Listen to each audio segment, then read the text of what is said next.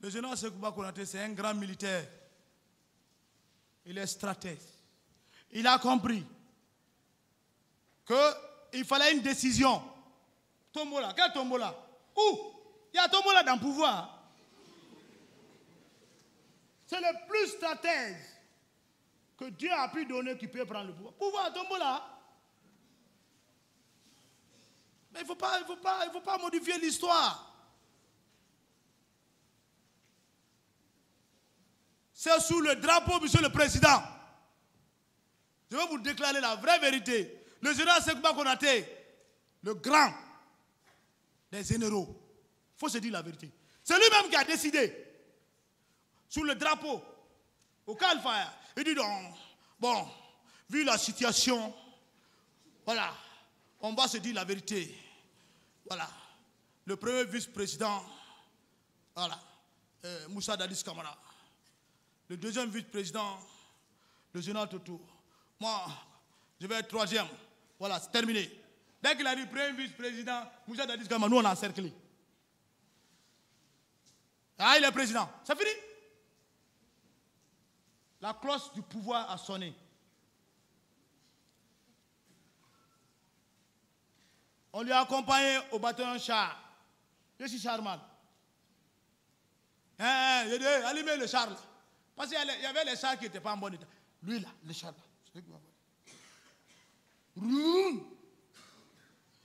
C'est le lion. Quand il marche, tu ne peux pas s'arrêter devant toi. C'est-à-dire que c'est monté dans le char. Vous ne verrez jamais une photo de Marcel dans ce char. J'étais dans ma petite voiture, pick-up, avec... je suivais. C'est les gens même de ce général Sekouba Konaté qui étaient derrière Dadis. Les De Gaulle. Paix à son âme.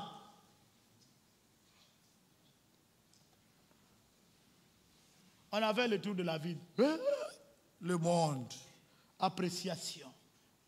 Changement de pouvoir. Peuple de Guinée. Chaque fois ils applaudissent. Chaque fois ils disent non. Ah, c'est son qui dit, ouais, président. Après 2 mois, 3 mois, on ne veut plus de toi.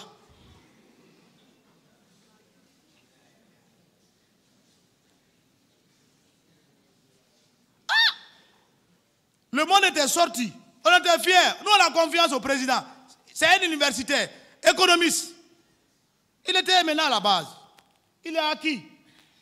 Ce n'est pas à nous de le dicter. Il faut nommer tel ici, il faut nommer tel ici, il faut nommer tel ici. Il y avait des nominations maintenant. Ministre de conflit. La justice est là. Vous nommez une autre justice à la présidence. Terrain domanial, c'est Issa. Quelqu'un qui n'a même pas de niveau. Excusez-moi. Il ne connaît pas le droit. Il fait la justice. Voilà le début de la défaite du pouvoir. On ne fait pas tout en même temps, mais faire peu qu'on apprécie. Que ce soit consolidé. Toumba est du camp. Bon, Dranko même, on ne l'avait pas nommé. Je me souviens.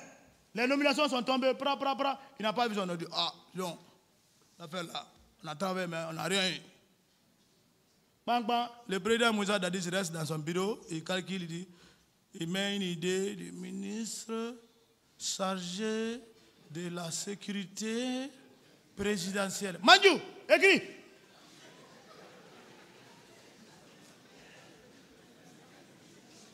Ah, lui, ça c'est quel poste? Il va commander qui?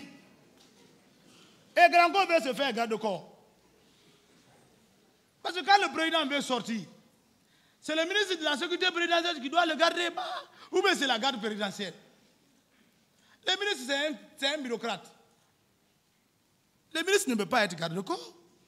Voilà le début du conflit que lui-même il a créé à son sein, dans son organigramme. Il faut être clair. Moi, je ne suis pas, j'ai les niveaux. Hein. Je suis bien réfléchi. Et je peux même diriger l'État.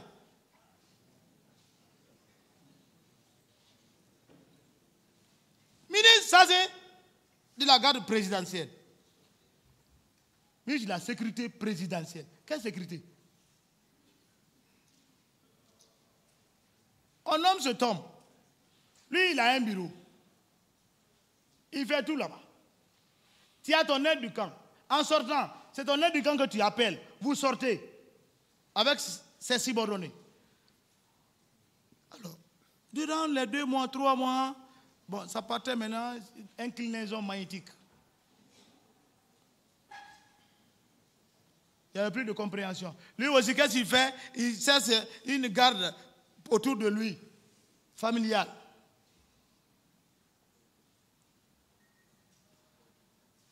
Donc c'est comme ça le pouvoir est venu. C'est-à-dire c'est devenu président. Et nous, on avait confiance en lui. Celui qui devait être d'accord avec les leaders. Pour pouvoir, parce qu'on a dit, vous prenez le pouvoir, vous organisez les élections. Quand vous organisez les élections, si vous devez vous présenter pour une deuxième fois, venez au pouvoir, là vous venez maintenant en tant que civil. Mais dans le show là, si vous essayez de vous présenter candidat, alors ça serait mal vu devant le peuple et l'opinion internationale. Donc, c'est un pouvoir de vacances parce que l'Assemblée nationale n'était pas légitime à prendre le pouvoir parce que leur mandat de légalité était épuisé.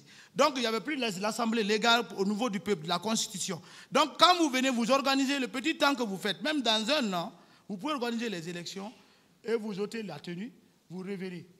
Le pouvoir, c'est la stratégie. Tu peux donner le pouvoir à un de tes petits.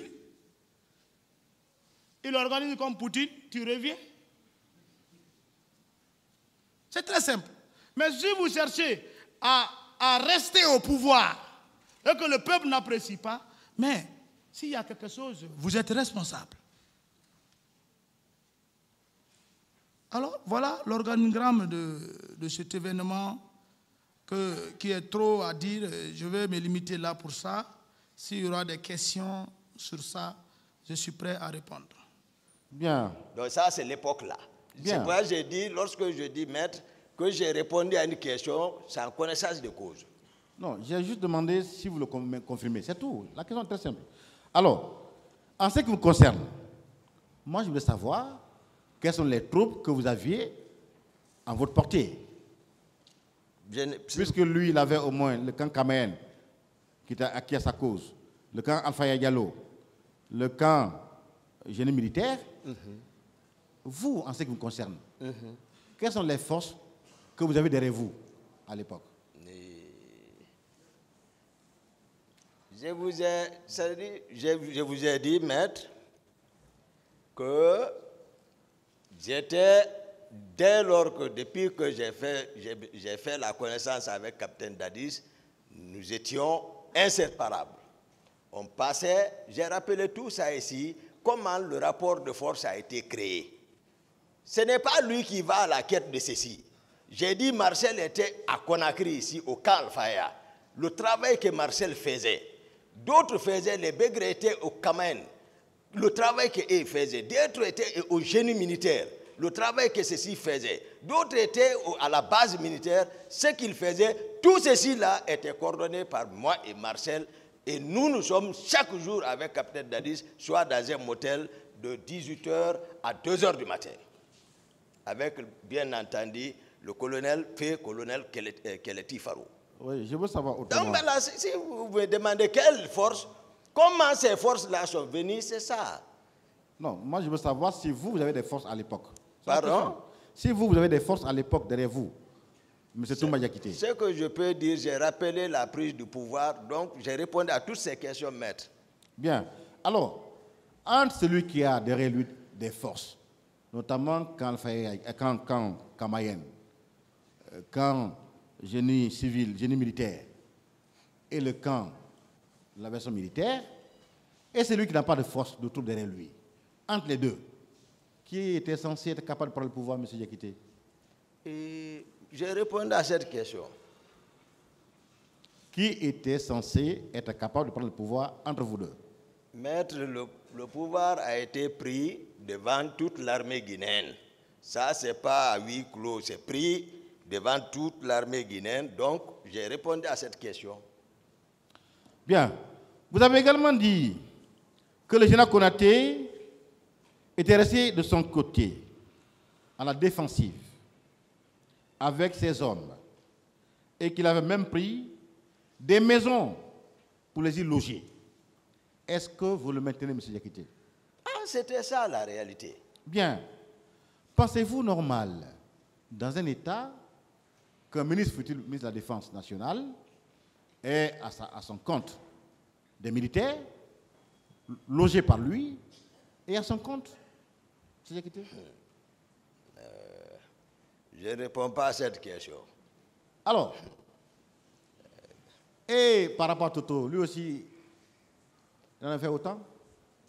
Pardon, maître? Est-ce que M. Toto aussi avait également des hommes qui logeaient de son côté et qui étaient à son compte? Non, je ne connais pas le domicile du général Toto, fait général Toto. Je ne connais pas son domicile, je l'ai dit, je ne l'ai pas pratiqué. C'est à l'occasion de la prise du pouvoir, moi je l'ai connu.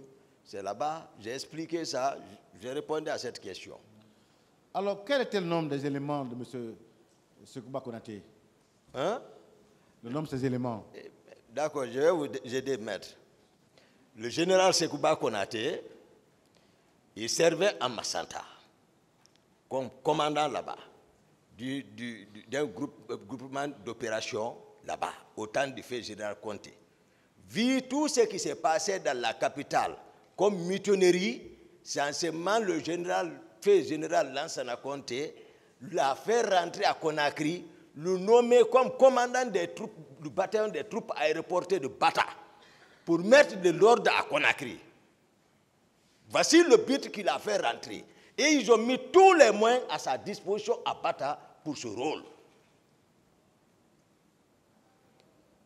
Il faut que les gens comprennent ça. Le pouvoir, on sait comment on l'a pris. Si on vous interprète autrement, tout le monde est à l'écoute. Même ceux qui sont avec moi ici sont à l'écoute. Le général Sekouba était en force avant la prise du pouvoir.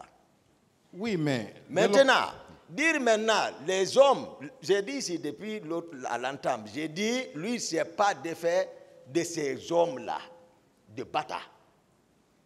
C'est ça la réalité. Lui, il est venu avec eux. Ce n'est pas pour ne rien, il est ministre de la Défense. Lorsqu'il y a des situations comme ça, pour que tu occupes une fonction, il faut que tu sois un homme.